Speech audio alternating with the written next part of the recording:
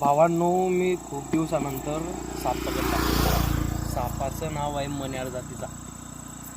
ते तुम्हाला माहीतच असेल की हा साप किती विषारी असतो. तर